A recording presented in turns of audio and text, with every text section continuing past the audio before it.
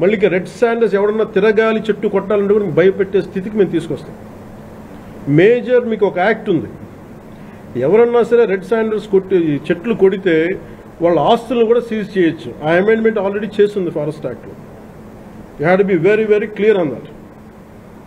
So ప్రభుత్వం ఇంకా ఆలోచిస్తూ ఉంది, తటపాయిస్తుంది. ఇంకా ఆ తటపాయింపులు లేవు.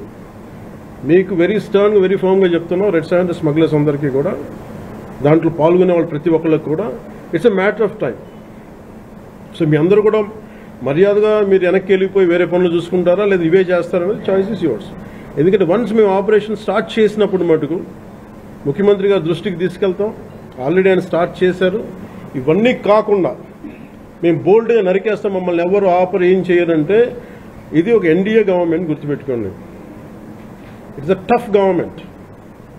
ప్రజల వెల్ఫేర్ ఎంత కోరుకుంటుందో, పర్యావరణాన్ని ప్రకృతిని మీరు విధ్వంసం చేసి ఎర్రచంద్రాన్ని అడ్డగోలుగా మీరు నరికేసి మీకు కనిపించేది ఈరోజు వెళ్ళి చూస్తున్న 1,60,000 ఎర్రచంద్రం చెట్లు నరికేసి ఎన్ని వేల కోట్లు డబ్బులు చేసుకున్నారు. ఎవరిని మేము వదలం. ఇది మేము ఛాలెంజ్గా మీరు తీసుకొని మీరు చేస్తారంటే సంతోషంగా తీసుకోండి. ఆ కాన్సిక్వెన్స్ మీరు ఫేస్ చేద్దరు.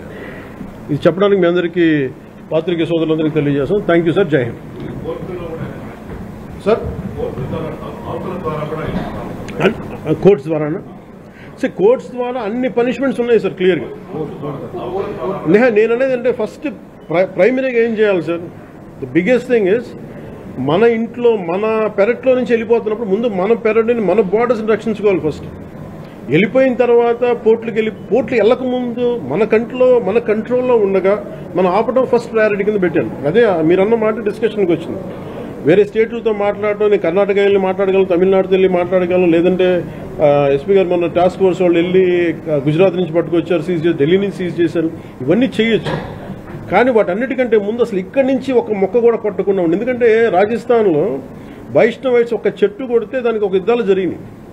సో అలాంటి నేను కోరుకున్న స్థానికంగా శేషాచలం అడవుల్ని మనకి వెంకటేశ్వర భక్తులందరూ కూడా మీరు కాపాడుకోవాల్సిన అవసరం. ఒక్క చెట్టును కూడా కొట్టకుండా చూసుకోవాలి. నిజంగా అది మీ భవిష్యత్తులో ఫర్నిచర్కి ఏదైనా కావాలనుకున్నప్పుడు చాలా చోట్ల ఫామ్స్లు పెరుగుతున్నాయి.